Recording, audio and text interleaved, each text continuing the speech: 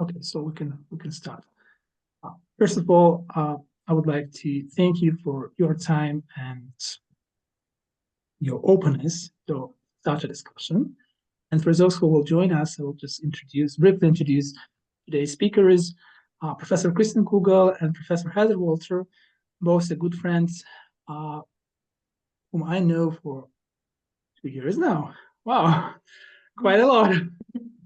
Yeah, both are professor from George Mason University, both focus on early child intervention and early child special education.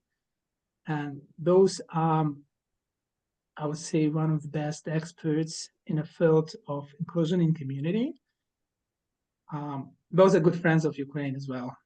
And thank you for your time and for your openness to speak about resilience, especially during this tremendous time in Ukraine.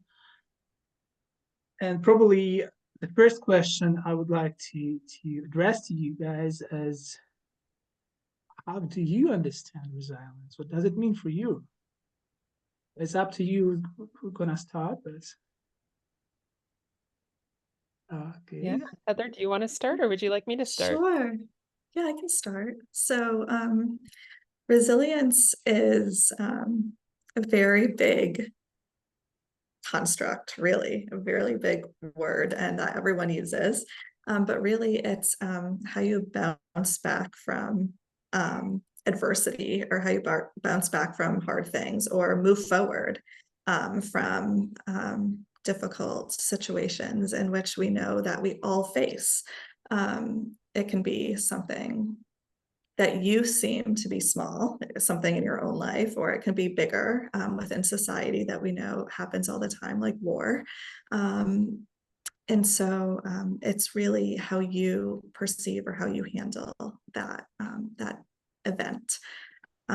It also gets more complicated because it goes into, your own personality and traits and experiences, how the system has interacted with you, how you have interacted with the system.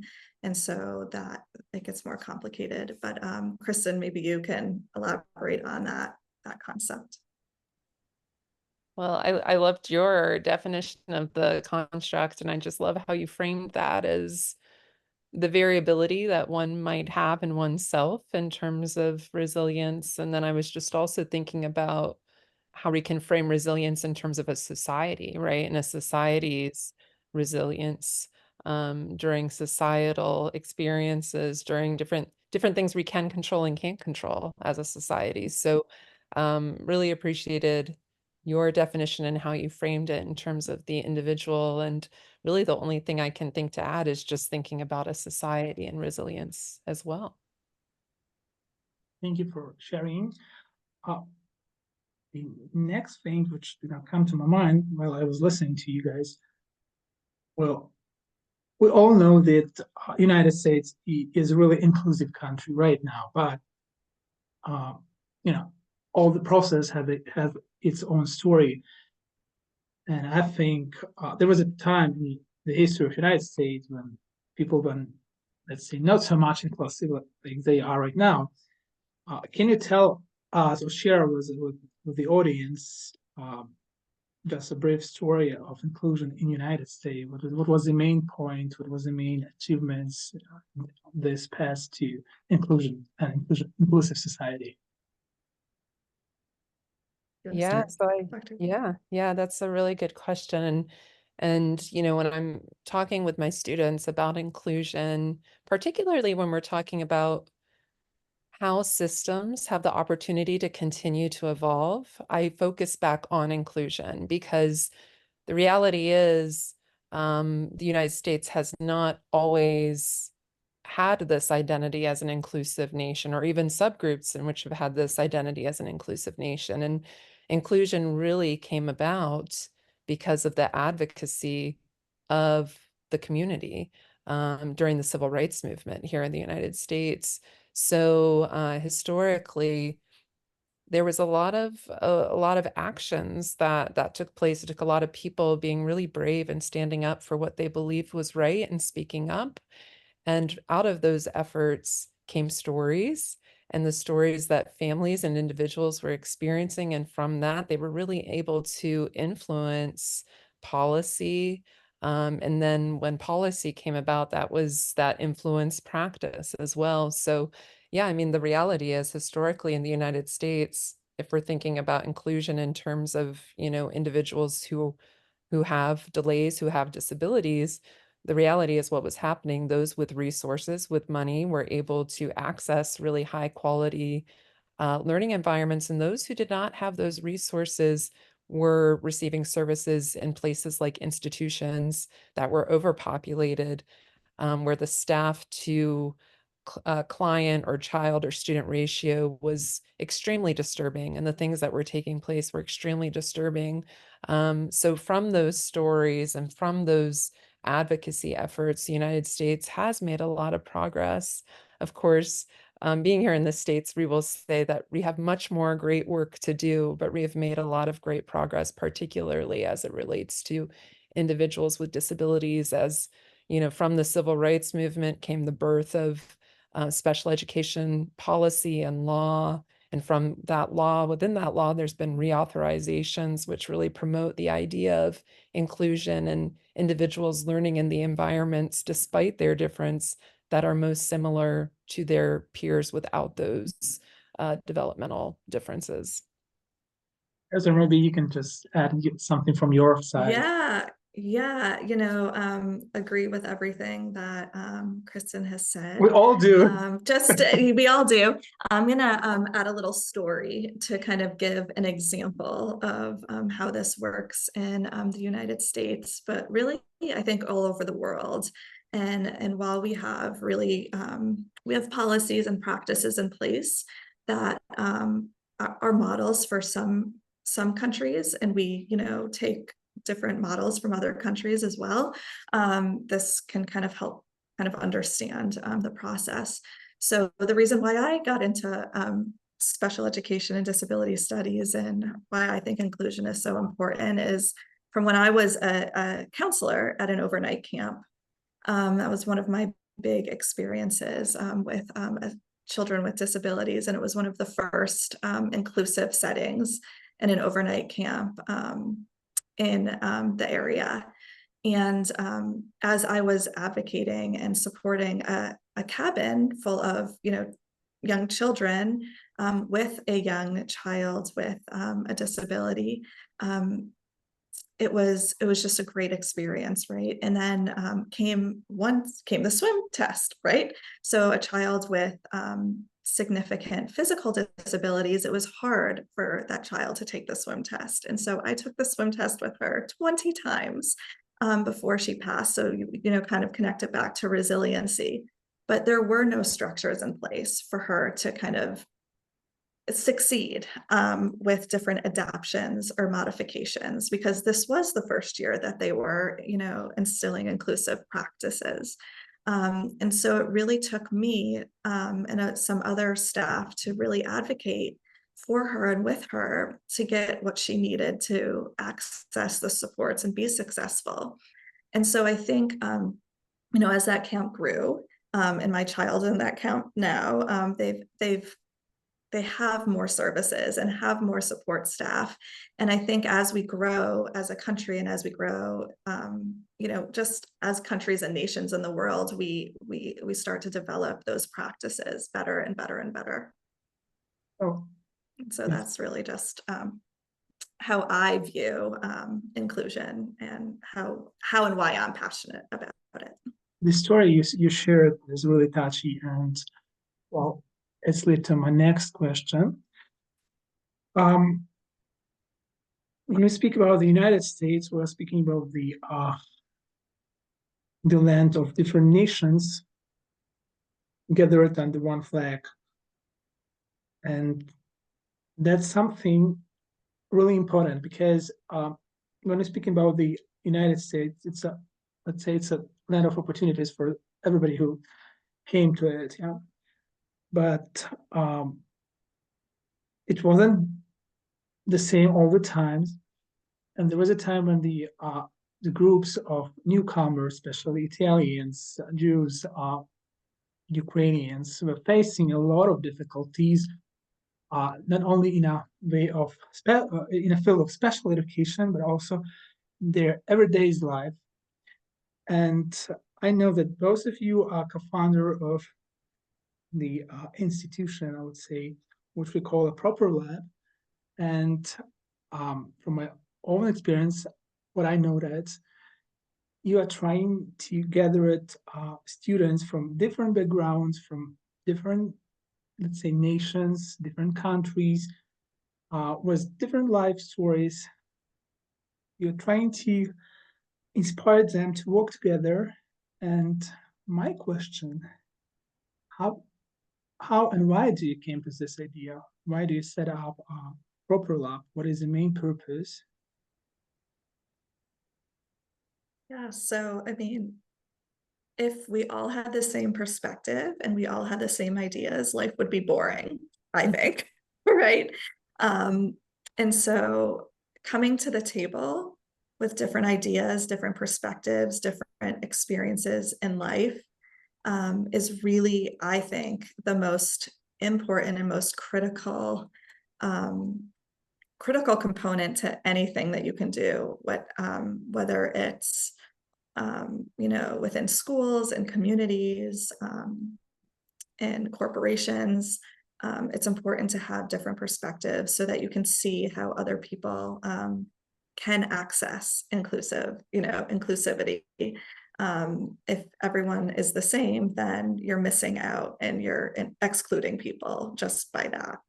And so I think figuring out ways to come together and communicate effectively and respectfully is paramount.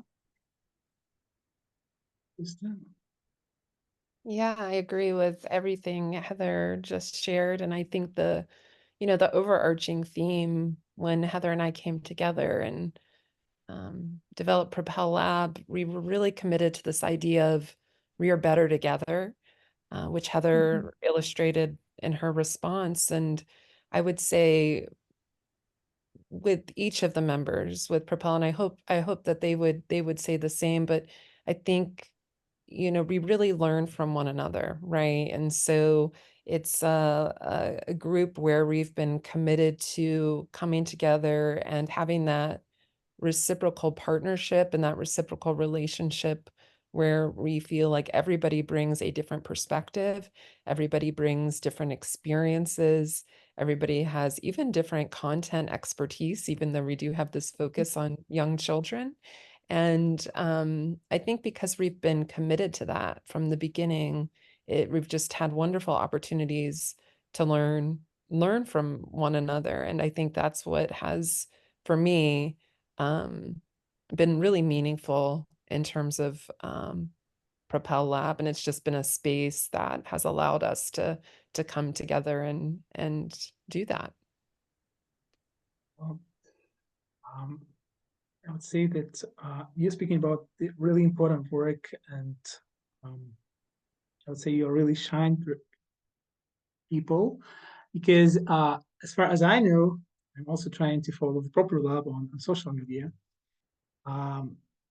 You organize a set of events to develop inclusion in communities. So can you just tell us a little bit more about the events you were working on or you were involved in?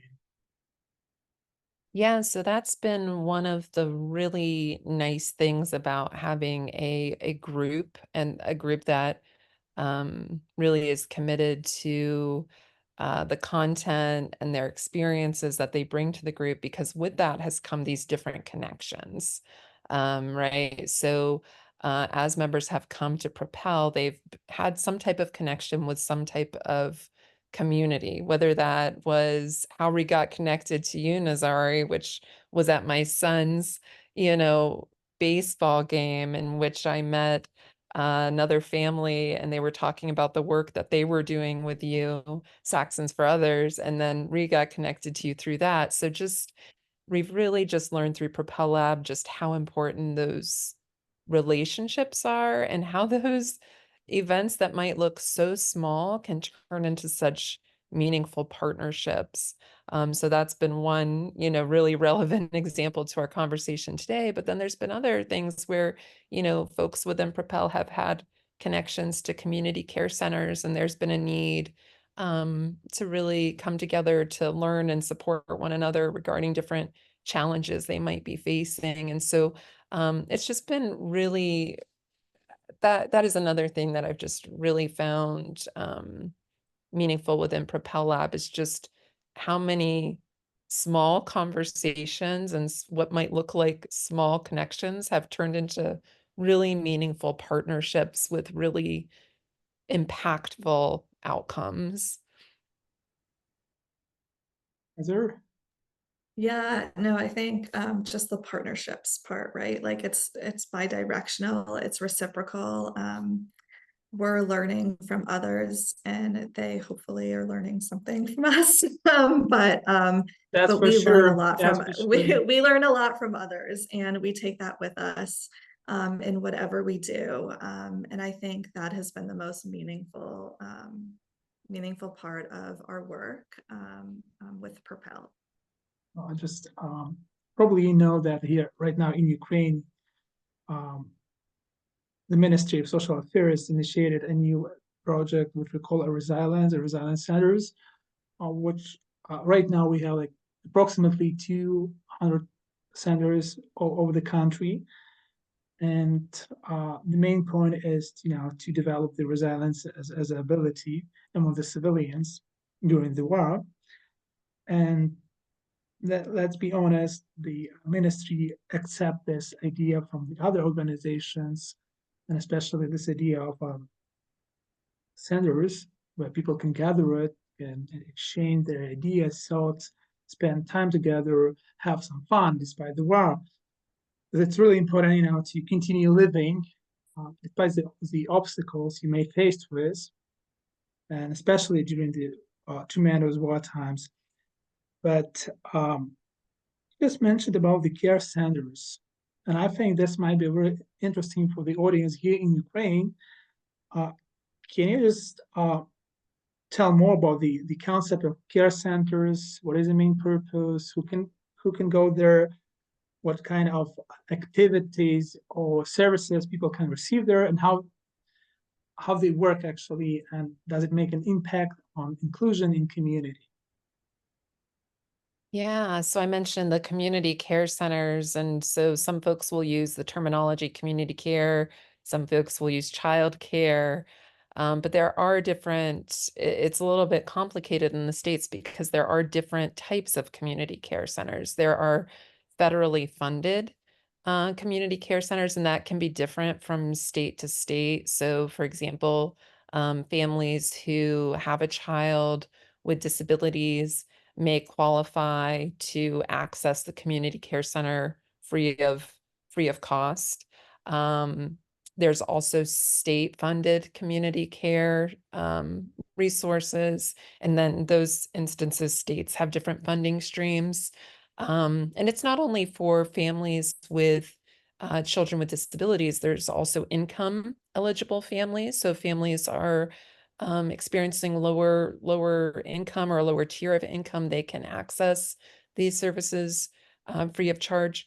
Some states have universal community care in which any family can access, preschool, for example. So every state is very different in the states, but I think what I would say is consistent across the states is the type of resources they provide. So resources would include, of course, childcare during the day, and then some community care centers, especially those that are Head Start, for example, they're also required, or they're centers that choose to also provide resources like family support, so different informational sessions.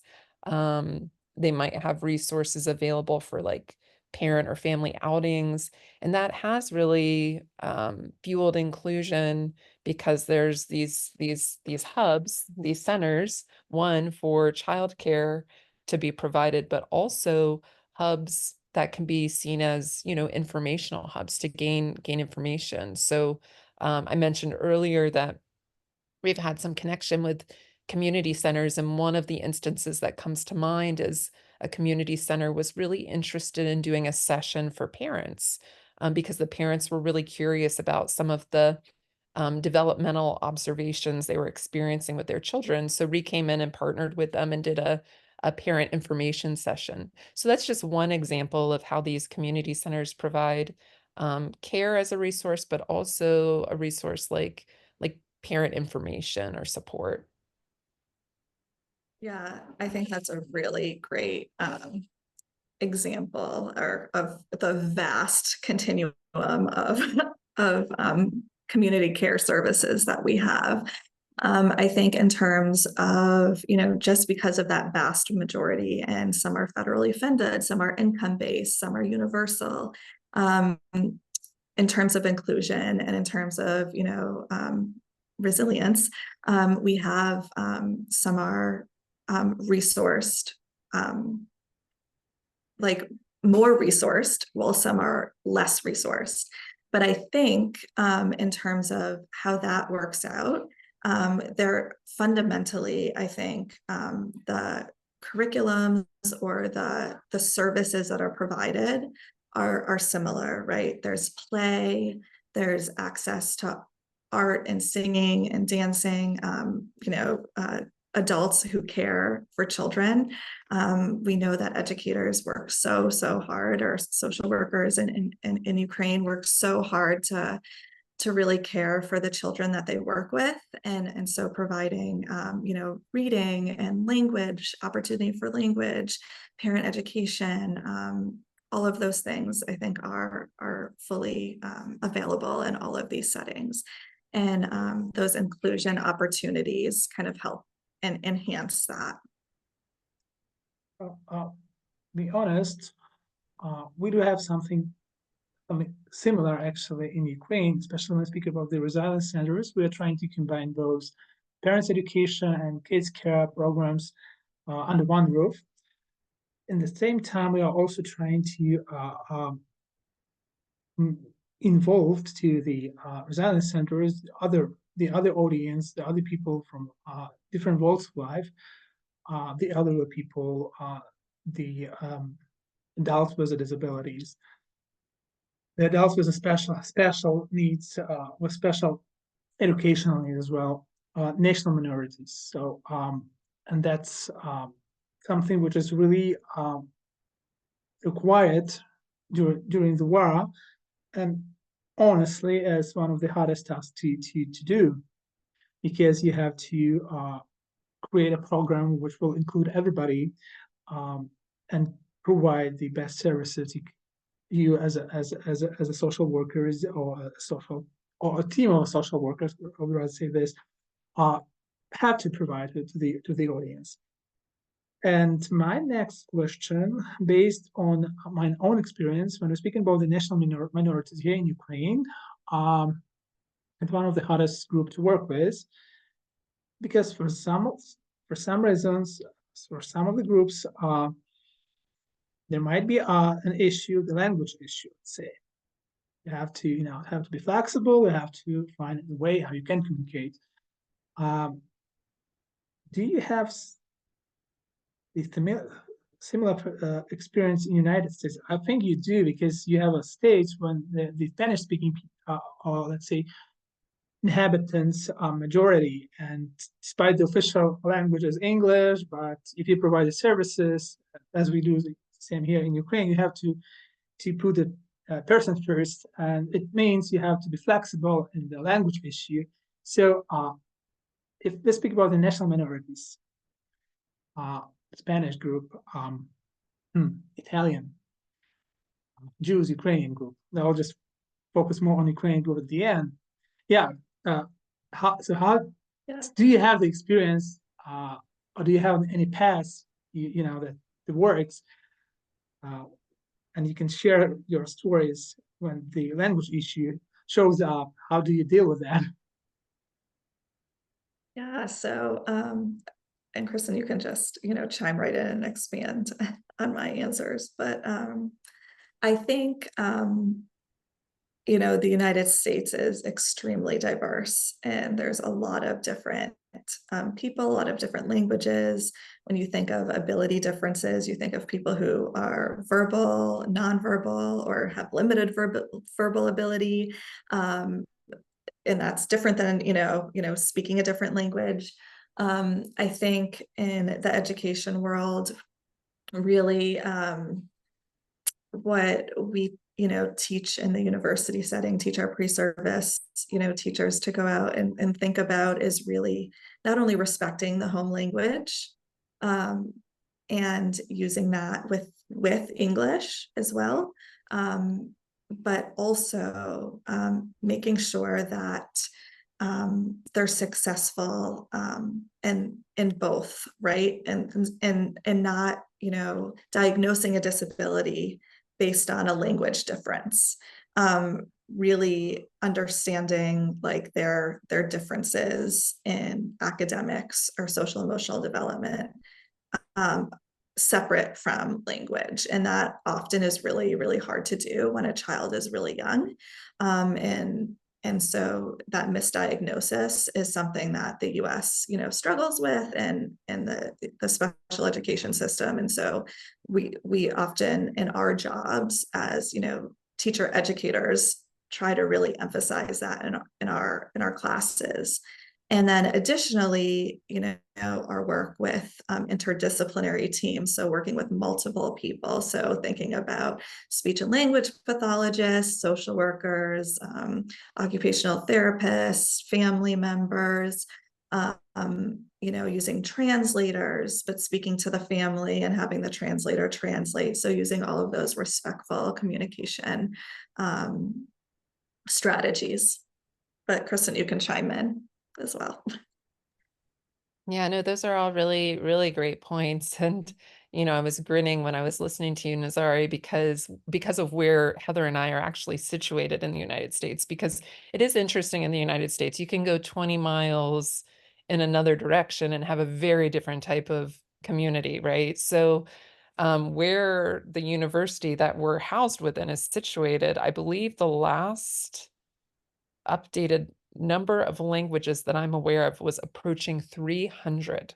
So that's 300 different languages within one county, which is definitely, I've lived in different parts of the country within the States. And so that's definitely the most I've ever experienced. And, you know, I agree with Heather that we've made a lot of headway in and it goes back to that idea of evolution as a field, right? So we've made a lot of progress in terms of really understanding the importance of the home culture and the home language, and thinking about that within the evaluation process and making sure that we are assessing using the home language. And also, like Heather alluded to, also thinking about the culture and the language within the classroom environment and really making efforts to ensure that that is represented and the importance of that for inclusion. But we definitely experience, you know, challenges. We do have opportunities to identify that we need translators, but, you know, I know educators within the community would say that can be a challenge that they experience, especially with a community where there's 300 different languages. But we've made, you know, I think most importantly is that we are making really great strides toward being committed to being sensitive to the home language and culture. And we understand that we do need resources available like translators. I've even heard educators talk about tools that they're finding, translation tools, and how it's just really neat to see how the conversation has shifted from they don't speak English to I'm finding tools that I can use to communicate effectively. And that is a huge shift that I feel like I've even observed within my, you know, I would say last 20 years, which really isn't that long within the big scope of education. So, so we definitely made progress, but I think that is something that we too experience, you know, practical challenges with. And that's for sure. And just share this this story with you guys. There was a time when I was working with Roma kids here in Ukraine, and why I was asking about the language issue, because one of the most important parts in all social work I was doing, it was a language issue. So everybody from that group, there was like 12 Roma kids. Well, they were able to speak Ukrainian because they were attending Ukrainian-speaking schools and classes. But when they, when they were talking to each other, they were using Roma language, which 100% unknown to me language. And there was like time when I felt myself really frustrated and confused because I had no clue what they were talking about. And why I'm mentioning this, firstly, and I think everybody who works in social area, in the field of social work as well, they went through this process. Firstly, the community looking at you as a stranger. Okay, if you speak Ukrainian, in my case, so you probably represent the officials. There is no other chances. There is no other ideas about who can you be, who actually you are, and why you're here. If you speak Ukrainian, so you represent the officials. And when you get more connected, well, the new idea shows up. And my story ended this way. Well, the kids accept me as a social worker, as a trainer, and they accept me as a member of their community. And they were trying to learn me some Roma words to make me more comfortable and make me able to communicate with them. And there was something really important because, as you mentioned, here in Ukraine, we also have a lot of different nations mixed in one area, and you have to be flexible. That's actually what I noted from what you were saying. The same in the United States. You just have to be flexible and try to become a part of the community. And well, that's obvious for everybody in this field. But the question I have in my mind, I would like to ask you, it's probably one of the toughest questions I have ever asked people from the Europe and United States. And it's a question about refugees, about refugees. Is when we speak about the inclusion in community, for this very point, we were speaking about the inclusion in communities where actually where there is a peace, and where the countries which are peaceful countries. But since February 22, 2022, and officially from February 24th, 2022, we have a war in Ukraine, and we have millions of families who were fleeing from the war and left the country, and many of them find a refugee or safe place in the United States. Do you have, or your friends or your colleagues have an experience working with Ukrainians, refugees, Ukrainian kids, especially those who were physically affected by the war, were wounded, injured? Do you have to develop a special tools to work with them? How do the kids react? How do the parents react? What is the most hardest part in your work with such a group of the kids? It also might be the kids and families from other countries affected by the war, for instance, as a Syria. But I mean, this is one of the hardest questions to ask. And it is. It's a very challenging question, and I think it's hard. Everybody's different, and every family and every child is different, and so I think a case by case situation is kind of how I approach things. I have worked with families who have, experienced war and have come to the United States, whether from Ukraine or Israel or other countries, who are affected by, trauma, or trauma that has happened in the United States, like on our streets, right? And so distally or locally. And I think it is a case-by-case basis, but I think trauma-informed practices is really, really important in these situations. And I think a team of interdisciplinary specialists, a community working together, a holistic team, is vital. So you need educators, you need the family, you need psychologists, you need social workers, you need doctors, right? You need everybody on board to kind of help that child and family.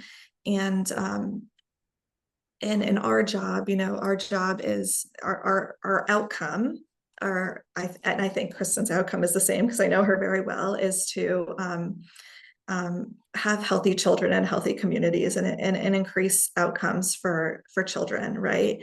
And you can't increase outcomes unless a child or family is healthy from the bottom. So family systems theory, really, and I'm going theoretical, but it really kind of asserts that no member is functioning as best as their lowest functioning member of the community.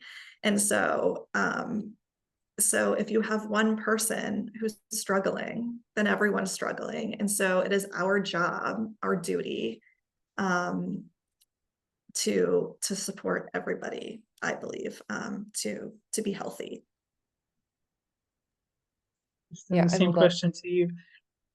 Yeah, I love what you said, Heather. I love your I need to get that quote written down about the healthiest community member, because I just that was Yeah. beautiful. I also really I agree with what Heather said regarding interdisciplinary and really understanding the expertise that each person brings to a team in terms of the discipline in which they work. When I was teaching in a community of families and children that were experiencing a lot of trauma for a lot of different reasons, whether it was refugee related and war related, or whether it was internal to our system. And I'll consistently, and for the rest of my life, will say the social workers became my best friends, because it was frequently me and the social worker who would partner together to engage in different processes with the families. But ultimately, I also really appreciated what Heather said about family systems theory, and just really, I do think what every team member understands and is committed to, and at least in my experience, is that we can't make any kind of developmental progress or family progress if a family does not feel safe, right? So the way that we ensure that a family feels safe, and it goes back to what you were sharing, Nazarý, is really by building that relationship and building trust. And so that has had to be the first priority, because without that, nothing else can happen. And sometimes, particularly with families who are refugees who have seen some pretty horrific things, that takes time. And so, I think the teams in which I've partnered that have been most successful have been the ones that have really been committed to that time, to develop that relationship, to build trust, so that the whole family unit feels safe. Because the reality is they're coming from a community where they haven't had the luxury of feeling safe.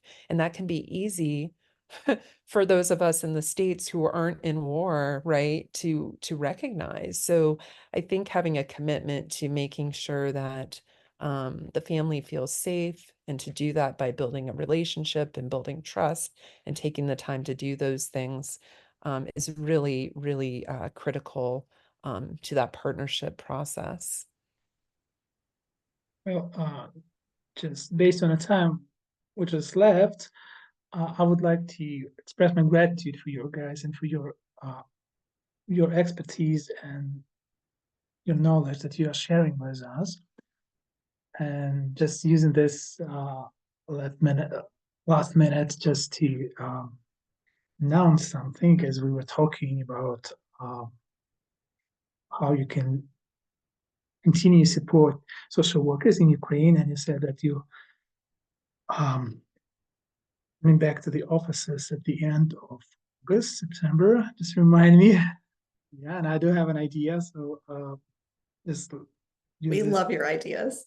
Oh, thanks. Yeah, because we just forgot to mention this, that the first project we started, which was dealing with Ukraine issue, was a project of inclusion in community, and it was a set of lectures or webinars actually, which we conduct for Ukrainian teachers here in Lviv. And I think there might be a good idea now to make a shorter program, a shorter course for social workers, just to let them know the approaches which are in use right now in the United States, and just to give them an opportunity to get in contact with a professor who actually spent years in the field and have done a lot to develop the inclusion in their community. Just use this as a small advertisement of your work.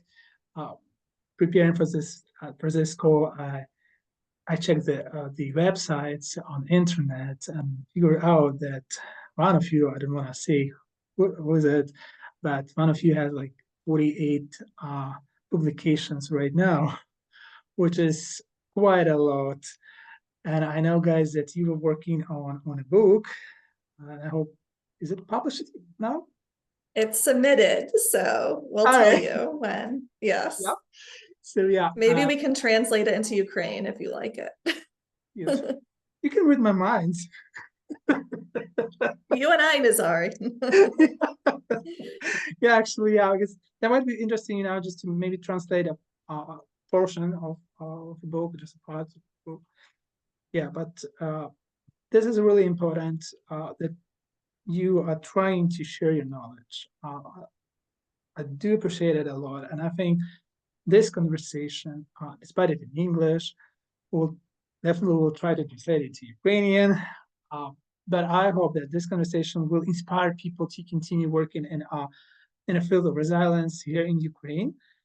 And I do hope that they will have more opportunities to get in touch and continue working in this field to support inclusion in communities both in the United States and in Ukraine as well.